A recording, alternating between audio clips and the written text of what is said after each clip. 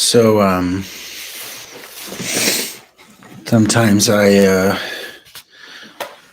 write about and I talk about um, mindfulness, and I think this is related, but been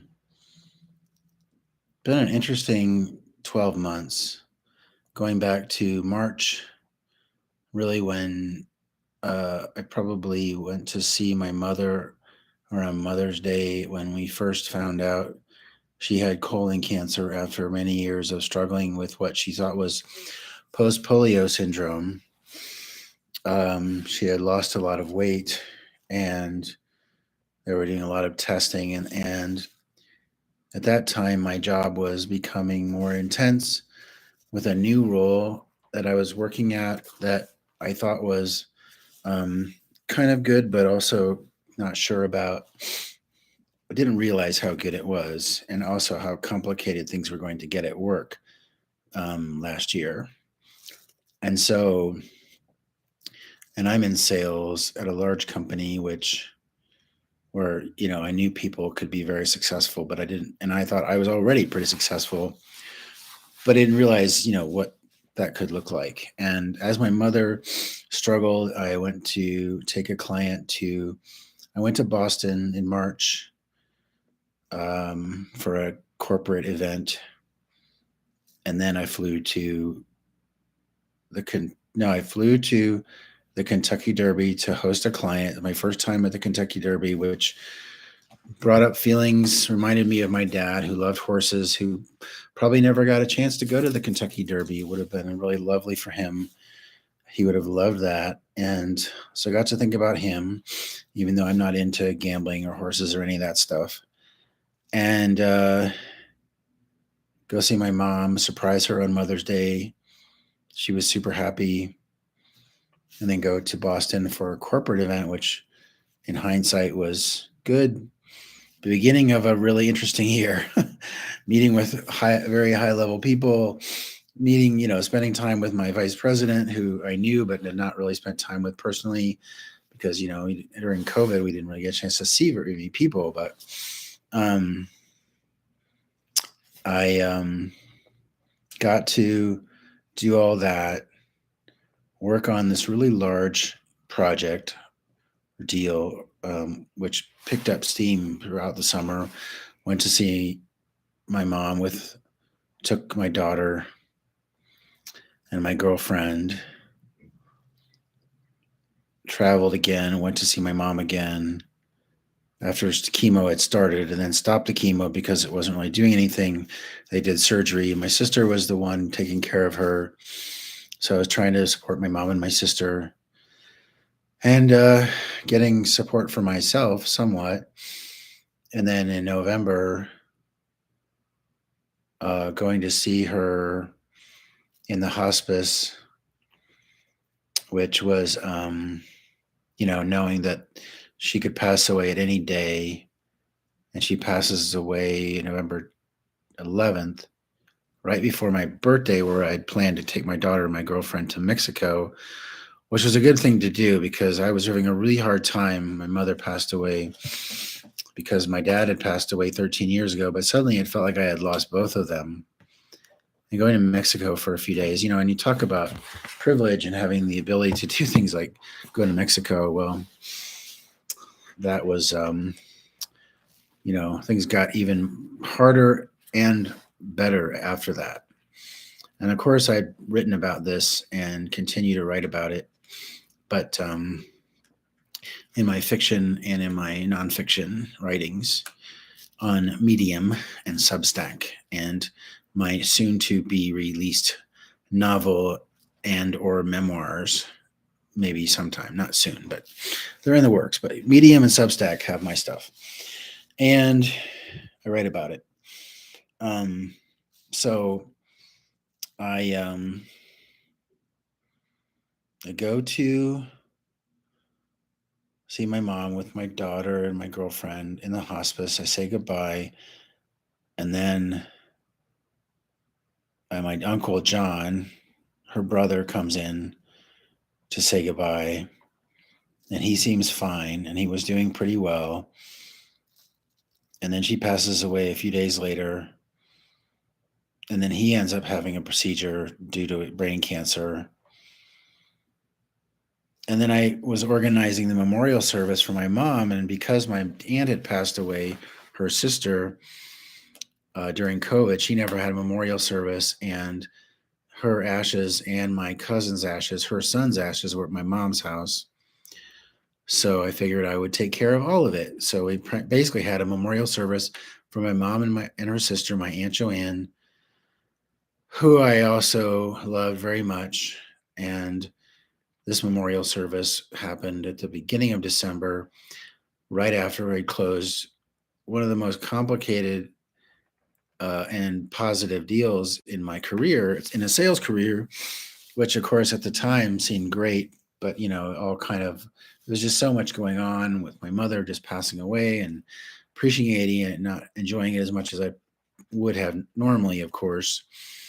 And then with the estate and everything, my sister that and I dealt with that, and that went very smoothly, which is another thing to be grateful for. And then changing your life, these kind of things can change your life. And one of the things that struck me after all of this, and then with my Uncle John passing away in January, after I got to see him in the nursing home, it's like all these things can happen, in funerals and burials and cemeteries, and then other good things can happen too, and you think you appreciate people after they're gone differently, and all of that can happen. And then there's still like part of me that our brains, some of us, are saying, well, you either fall too far into depression or too much into, yeah, but so what if things are going well, or things could have been things it could have been worse, or things like, but not, you process the grief and struggle through the days when it feels harder than other days.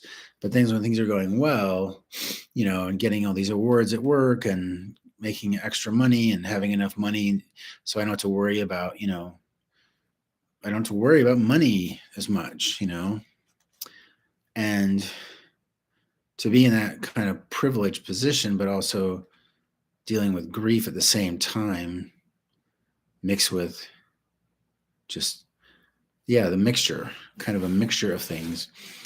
What's the best way to deal with that? And I found recently dealing with like affirmations, which I always tend to kind of like use a little bit, but not really like a lot, because just excessive amounts of it just seemed kind of silly to me. Like, I am happy and I am ready to live in abundance, and all those kind of things may seem a little silly, but they counteract the negative thinking. And when I feel like just dealing with grief and my own natural tendency to be negative, in some cases, I need to go the opposite direction, to listen to and to say these affirmations out loud. I would say a lot, like every day, and I feel a lot better. And I started to take a class with a famous climbing coach who also uses, Alice, who also uses, she's famous because she was on HBO. No, she was a competitive climber as well, but also using a lot of these mind tricks, I would say, to trick the brain. The brain, try to focus in the present moment, get out of future and past tripping, focus on what's real, tricking the brain that is, because of its neurological patterns, tendencies, and everyone's different, but for myself, just having a tendency to focus on the negative, or getting into old tracks of thinking, ways of thinking that I need to counteract with positive messages, reprogramming my brain. And it's just like a computer, if your computer is not working, or if you're having trouble, you get a new program. the brain isn't some mystical device, as far as anything mystical about it and energies like that, and kind of more woo woo stuff. I mean, that's fine. I don't want to say anything negative about that because this is not about being negative. But the idea that these positive affirmations can be helpful to counteract um, whatever natural tendencies or difficult things are going on. Like, aside from feeling sad, I don't really necessarily have any problems. So I have problems, some issues, and of course, work is always work. But I don't have to. There's no reason why um, I shouldn't be able to do things, and I think it just helps, to use affirmations, whatever you positive affirmations you use. I've been listening to Oprah and other speakers, mostly just talking about affirmations, and I do realize that that there's a lot of kind of like shady stuff around some of this stuff that's not necessarily scientifically proven. I think Martin Seligman said that for in terms of increasing your level of happiness, one of the best things you can do at night is to write down three things that you're grateful for, or things that you accomplished that day. That is more helpful than mindfulness for helping you become happier. Not dealing with problems like grief per se, although it's okay to be happy. You don't have to be sad all the time if somebody passes away, especially when they're 87. Nobody's going to live forever. Um, both all of my aunt, my mom, my uncle, they were all in their late 80s. And my uncle was the healthy one. But no, not everybody lives to be 90. So sad, but sudden. But I did actually get to see him a couple times, 3 times last year. It's a lot considering I live in California and he's in Ohio. And there's a lot of feelings there that might be hard to explain. But, when you have a relationship with somebody, you don't necessarily talk about it. And then when it changes, when they pass away, like that, sometimes you think about it. And regardless of the things surrounding it, like problems my mother and my brother had with my sister and everything, I had my own relationship with him that was separate from everyone else. And so I can grieve that too and think about that and honor him and my grandfather because they were very similar in a lot of ways. So and it was like my dad too. They were part of that generation um, that grew up during World War II or right after World War II. Um, Grew up during the Depression in the 30s and 40s. So yeah, so just that generation, and some of those attitudes, which don't necessarily translate that well to modern day, except when they do, because I don't know how many times I've had to deal with kind of more macho, kind of straight ahead thinking in my business life. And sometimes it helps and sometimes it does not help at all. So it's like a balance, balancing between multiple worlds, the old and the new. And then some people want to go backwards and some people want to go forwards really fast and leave behind everything that the old world represented, these other generations, as if nothing of value was ever learned in the 30s and the 40s. And it's not true necessarily, I mean, hard work and kind of sometimes you got to tough things out, one of my friends got upset because somebody told her son to man up or man up, suck it up. He's really little. He's probably only 6 or 7, maybe older, maybe 9 or 10. And I thought, well, sometimes in life, in my world, which is like the tech, just the tech world, like, yeah, I can't be a mushball all the time. Sometimes I do have to suck it up. I don't say man up. That's stupid and completely gender stupid because, but yeah, I do often suck it up I don't say that, and I don't say that to my daughter. I'm more compassionate. I say, I'm sorry, this is hard for you, but sometimes things are hard, and sometimes you just have to focus on what you need to do, and you can't stop and then we'll cry later. And that sounds harsh for some people, but I think that can be a very useful skill if you were in a. I mean, there's all kinds of really dire situations where that could be applicable in an emergency.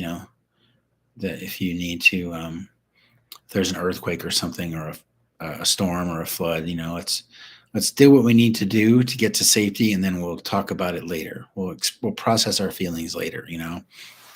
So um, those are some thoughts I had, focusing on positive affirmations. Tell yourself that you love yourself. Say it 100 times. That's what that book was about. The guy that wrote that book, where he was having a really hard time, and he just started saying that to himself all the time. And sometimes I do that, and sometimes I'll just start reading these affirmations. I don't practice it exactly the way you're supposed to. Like, you pick one and then you say it to yourself, and just reading these things or listening to them in the background, or falling asleep at night, you can go on YouTube and listen to positive affirmations. And this is helpful to counteract my thinking, which is sometimes just not very productive.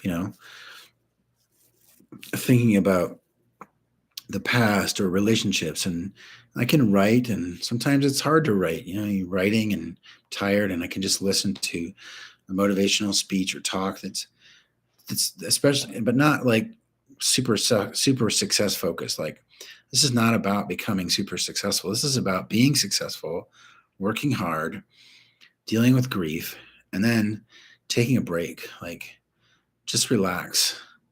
You don't have to strive every day to be super successful. I don't want to. I don't even want to work hard every day, and I don't care. Maybe I won't be that successful. Maybe I'll never be a successful best-selling author because I'm not driven enough. But I don't want to sacrifice my sanity for a goal, like to get to a certain point. And I just don't believe in that. I think that's a myth. And certainly motivational speakers, we'll talk about it. Do successful people, some people are super driven, and that's truly how they live. Some people, I don't know. I don't know how driven Oprah was. I don't know if she really sacrificed any of those kind of sacrifices, or if other people, Barack Obama made sacrifices for his family and for his time when he was a state senator. He certainly gave up a lot to get to where he was, to become a senator, to put himself in position to become the president, but he didn't. I don't know if he was driven in the way that some of these motivational speakers talk about. I think you have to have a balance for your sanity, for family time. And anyway, I don't know. I don't know how people live, but I don't want to become like that. I want to be able to figure out a way to do it and stay relatively sane at the same time. So those are my thoughts on that. I wanted to talk about a little bit, and hopefully that's helpful. Talk to you later.